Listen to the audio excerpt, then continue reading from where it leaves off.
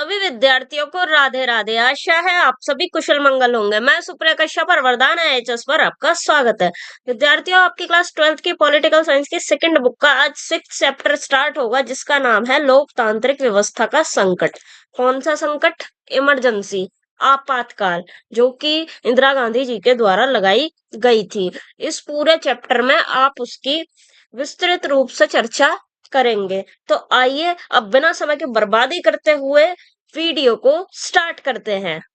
First topic है आपका आपातकाल की पृष्ठभूमि। ओके, देखो पहले इसमें आर्थिक संदर्भ जानो कि भैया आपातकाल लगने से जस्ट पहले आर्थिक स्थितियां क्या चल रही थी देश में। ठीक है, देखो 1971 में हुए पांचवें आम चुनावों में कांग्रेस ने 375 सीटें जीती थी।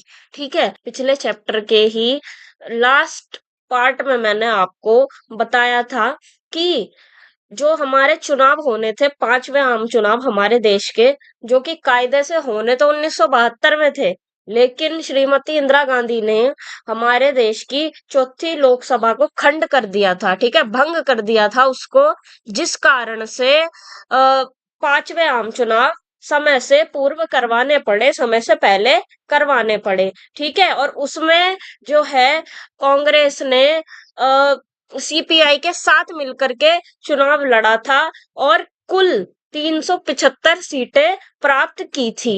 ठीक है, बहुमत इन्होंने प्राप्त किया था। ठीक है, इन चुनाव में इंदिरा गांधी ने गरीबी हटाओ का नारा दिया था। ठीक है, इस पिछले ही चैप्टर में मैंने आपको बता दिया था कि इन्होंने ये वाले चुनाव जो हुए थे, पांचवे आम चुनाव, इन चुनावों में इंदिरा गांधी ने गरीबी हटाओ का नारा दिया था। लेकिन हुआ क्या? ठीक है, हुआ क्या, परिणाम क्या निकला? देश की सामाजिक व आर्थिक दशाओं में कोई विशेष सुधार नहीं आया। ठीक है, गरीबी वैसी की वैसी ही रही, गरीबी नहीं हट पाई। ठीक है, इसी दौरान भारत पाक का युद्ध चल रहा था।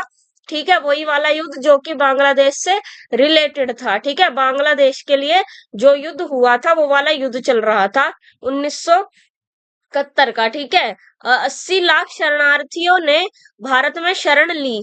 ठीक है, अब देखो भैया, अभी मैंने आपको बताया कि गरीबी में कोई सुधार नहीं आया था, देश गरीब था, हमारी आर्थिक स्थिति बहुत ज्यादा बेकार थी। ठीक है, और ऊपर से 80 लाख शरणार्थी और आ गए। ठीक है, अब इनका भी मतलब कैसे इनका भरण पोषण करे, कहाँ पे इनको रखे? ऑलरेडी देश इतना गरीब हो गया था। ठीक है, ये शरणार्थियों की भी समस्या हो गई। ठीक है, और इसी दौरान अमेरिका ने भारत की सहायता करना बंद कर दिया था। ठीक है, देखो 1971 की बात मैंने आपको बताई है ना।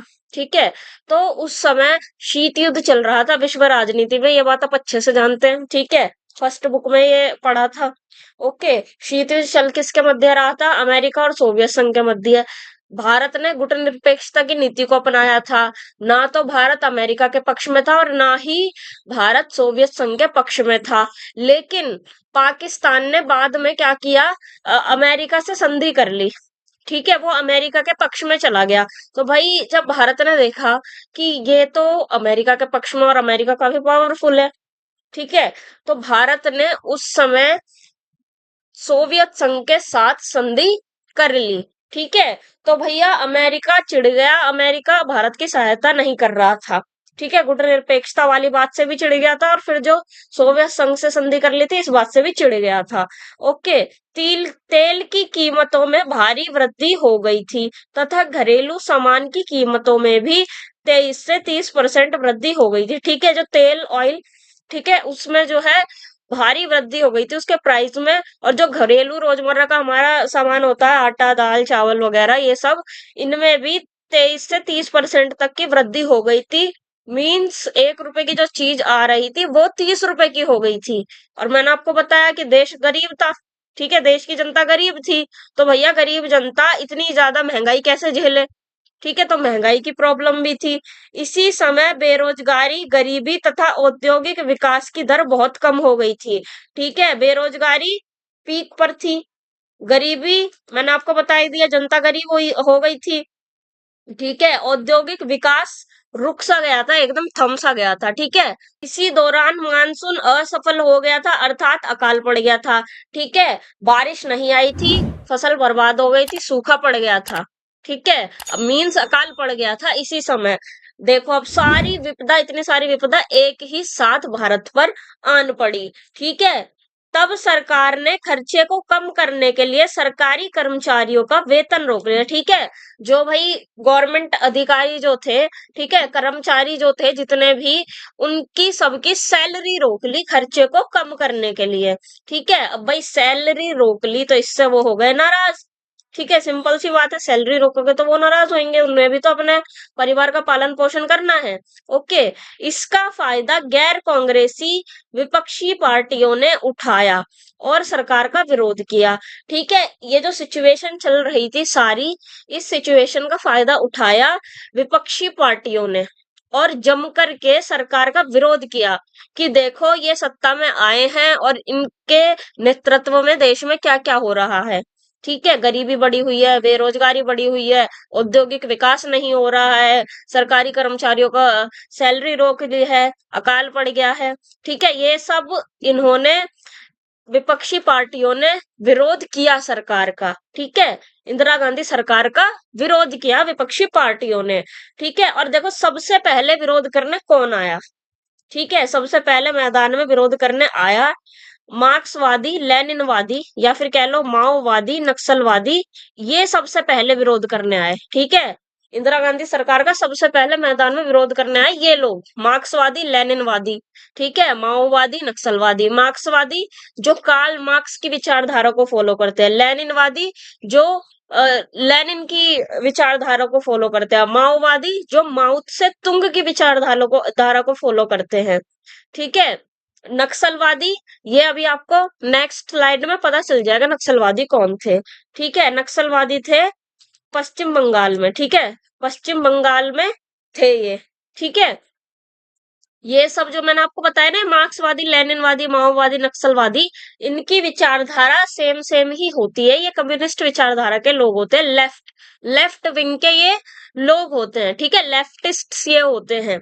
ओके, देखो नक्सलवादी आंदोलन, नेक्स्ट पॉइंट आपका, पश्चिम बंगाल के दार्जिलिंग। ठीक है, दार्जिलिंग का नाम आपने सुना ही होगा, ये पश्चिम बंगाल में, वेस्ट बंगाल में। ओके, दार्जिलिंग के नक्सलबाड़ी गांव में 1967 में किसानों ने विद्रोह कर दिया था। ठीक है, देखो पश्चिम बंगाल में दार्जिलिंग एक जगह है, दार्जिलिंग के अंदर एक नक्सलबाड़ी गांव है। ठीक है, तो वहां क्या हुआ, 1967 में किसानों ने वहां पर कर दिया था विद्रोह। ठीक है, और ये नक्सलबाड़ी गांव जो है ना, यहाँ पर ज्यादातर कौन से लोग रहते हैं, आदिवासी लोग यहाँ पर निवास करते हैं। ठीक है, फिर इन्हीं किसानों का नाम धीरे धीरे नक्सलवादी पड़ गया। ठीक है, गांव का नाम क्या था, नक्सलबाड़ी, और फिर ये धीरे धीरे धीरे धीरे ये नाम हो गया नक्सलवादी। ठीक है, नक्सलवादी इनको कहने लगे, इन विद्रोहियों को। ओके, इस किसान विद्रोह का नेतृत्व मार्क्सवादी कम्युनिस्ट पार्टी ने किया था। ओके, मार्क्सवादी कम्युनिस्ट पार्टी ने इसका नेतृत्व किया था, इस किसान विद्रोह का, जो 1967 में हुआ। फिर 1969 में नक्सलवादी से सीपीआई, ठीक है, CPI communist party of India, Marxist अलग हो गई थी। ठीक है, तथा एक नई पार्टी का गठन किया। ठीक है, देखो नक्सलवादी, और ये मैंने अभी आपको बताया ना, ये नेतृत्व कर रहे थे, आपस में जुड़े हुए थे, लेकिन फिर सीपीआई, सीपीआईएम नक्सलवादियों से हो गई अलग। फिर इन्होंने एक नई पार्टी बना ली, उसका नाम रखा इन्होंने सीपीआई मार्क्सवादी लेनिनवादी। ठीक है, सीपीआई मार्क्सवादी लेनिनवादी। इसकी स्थापना किसने की थी, सीपीआईएमएल, इसकी स्थापना की थी चारू मजूमदार ने। ठीक है, चारू मजूमदार ने इसकी स्थापना की थी। ओके, अब देखो इस चैप्टर के मैंने फर्स्ट ही टॉपिक में आपको बताया कि देश में कैसी कैसी स्थितियां चल रही थी, महंगाई चल रही थी, बेरोजगारी चल रही थी, खाद्यान्न संकट था अकाल के कारण। तो इसमें इसका मतलब क्या हुआ रिएक्शन, देखो गुजरात और बिहार में हो गए भैया आंदोलन। ठीक है, वहां पे आंदोलन हो गया। देखो दोनों ही आंदोलन के कारण सेम थे, गुजरात में आंदोलन क्यों हुआ, बिहार में आंदोलन क्यों हुआ, दोनों ही आंदोलन के सेम ही कारण है। ठीक है, कारण अलग अलग नहीं, कारण सेम है। ओके, देखो महंगाई थी, भ्रष्टाचार बढ़ा हुआ था, बेरोजगारी थी देश में, खाद्यान्न संकट था, ठीक है, खाद्यान्न की कमी थी, ठीक है, उपलब्धता बहुत ही कम थी देश में। तो इस कारण से गुजरात और बिहार में आंदोलन हुए, ठीक है। देखो सबसे पहले गुजरात आंदोलन पे आ जाओ, ठीक है। देखो गुजरात में इस आंदोलन के समय, जब ये आंदोलन हुआ तब कांग्रेस की सरकार थी, ठीक है। गुजरात में उस समय कौन सी सरकार थी? कांग्रेस की, ठीक है। यह आंदोलन छात्रों के द्वारा किया गया था। ओके, ये स्टार्ट किसने किया था? स्टूडेंट्स ने इसको स्टार्ट किया था, लेकिन बाद में धीरे धीरे इसमें विपक्षी पार्टी जुड़ गई थी, ठीक है। यह आंदोलन जनवरी 1974 में प्रारंभ हुआ था, ठीक है। जनवरी 1974 में ये स्टार्ट हुआ स्टूडेंट्स के द्वारा। ओके, इस आंदोलन के प्रमुख नेता मोरारजी देसाई थे, ठीक है। मोरारजी देसाई इसके प्रमुख नेता थे, इन्होंने इसका नेतृत्व किया था, ठीक है। अब देखो मोरारजी देसाई कौन है? कांग्रेस ओ, ठीक है। कांग्रेस ओ मीन्स पुरानी वाली कांग्रेस, ठीक है, कांग्रेस ऑर्गेनाइजेशन। पिछले चैप्टर में मैंने आपको बताया था ना कि कांग्रेस के दो टुकड़े हो गए थे। एक हो गई थी नई कांग्रेस जो कि इंदिरा गांधी द्वारा बनाई गई थी, एक थी पुरानी कांग्रेस जो कि चलती आ रही थी पहले से ही, ठीक है। तो जो पुरानी कांग्रेस थी उसका नाम था कांग्रेस ऑर्गेनाइजेशन, और जो नई कांग्रेस बनाई थी इंदिरा गांधी ने उसका नाम था कांग्रेस रिकविजनिस्ट। ओके, इसको आप याद करने के लिए अपनी सहूलियत के लिए ओ मीन्स ओल्ड भी समझ सकते हैं, ओल्ड कांग्रेस, ठीक है। वैसे इस ओ का मतलब ओल्ड नहीं है, इस ओ का मतलब है ऑर्गेनाइजेशन। ओके, कांग्रेस ओ के प्रमुख नेता तथा इंदिरा गांधी के कट्टर विरोधी थे ये। मोरारजी देसाई इंदिरा गांधी के कट्टर विरोधी थे और कांग्रेस ओ के प्रमुख नेता थे, ठीक है। जो मोरारजी देसाई थे ना, इनके और इंदिरा गांधी के मतभेदों के कारण ही कांग्रेस के टुकड़े हुए थे, ठीक है। कांग्रेस के टुकड़े इन्हीं दोनों की वजह से हुए थे, इन्हीं दोनों के मनमुटावों के कारण ही कांग्रेस के दो टुकड़े हुए थे, ठीक है। मोरारजी देसाई ने भूख हड़ताल की धमकी दी तथा दोबारा चुनाव की मांग की, ठीक है। मोरारजी देसाई ने क्या कहा कि देखो भैया, गुजरात में करवाओ दोबारा से चुनाव, वरना मैं बैठ रहा हूँ भूख हड़ताल पे, ठीक है। वरना मैं बैठ रहा हूँ भूख हड़ताल पे, वरना दोबारा से चुनाव करवा दो। ओके, तब क्या किया सरकार ने? इंदिरा गांधी के द्वारा गुजरात में राष्ट्रपति शासन लागू कर दिया गया, ठीक है। राष्ट्रपति शासन वहां पर लगा दिया। फिर जून 1975 में दोबारा चुनाव हुए तथा इन चुनावों में कांग्रेस पार्टी की हार हुई, ठीक है। देखो मोरारजी देसाई ने कहा, धमकी दी कि दोबारा से चुनाव करवा दो नहीं तो मैं भूख हड़ताल पे बैठ रहा हूँ। फिर दोबारा से चुनाव हो गए, जून 1975 में हुए और कांग्रेस पार्टी इन चुनावों में हार गई। ओके, ये था आपका गुजरात आंदोलन। ओके, नेक्स्ट आ जाता है आपका बिहार आंदोलन, ठीक है। देखो बिहार में भी उस समय कांग्रेस की ही सरकार थी जब ये आंदोलन हुआ था। यह आंदोलन भी छात्रों ने ही प्रारंभ किया था, स्टूडेंट्स ने ही इसको भी स्टार्ट किया था, ठीक है। उसको भी स्टूडेंट्स ने ही स्टार्ट किया था। बाद में धीरे धीरे अन्य पार्टियां व समुदाय के लोग भी जुड़ गए थे इसमें, ठीक है। बाद में जो है अदर विपक्षी पार्टीज इसमें जुड़ गई थी, ठीक है। और फिर यह आंदोलन व्यापक स्तर पर फैल गया, ठीक है। व्यापक स्तर पर ये फैल गया, आसपास के राज्यों में भी, बिहार के आसपास के राज्यों में भी यह आंदोलन फिर धीरे धीरे फैल गया, ठीक है। यह आंदोलन मार्च 1974 में हुआ था, ठीक है। वो भी 1974 में हुआ था, गुजरात वाला भी, ये भी 1974 में हुआ, बस महीने का अंतर है, वो जनवरी में हुआ था या मार्च में हुआ था स्टार्ट, ठीक है। इस आंदोलन का नेतृत्व जयप्रकाश नारायण ने किया था, ठीक है। जयप्रकाश नारायण को शॉर्ट फॉर्म में जेपी भी कह देते हैं, ठीक है। अब देखो जयप्रकाश नारायण के बारे में आप थोड़ा सा जान लो। ओके, इनका जीवन काल 1902 से 1979 तक का था, ठीक है। मींस जन्म इनका हुआ था 1902 में, मृत्यु इनकी हुई थी 1979 में। ओके, ये कांग्रेस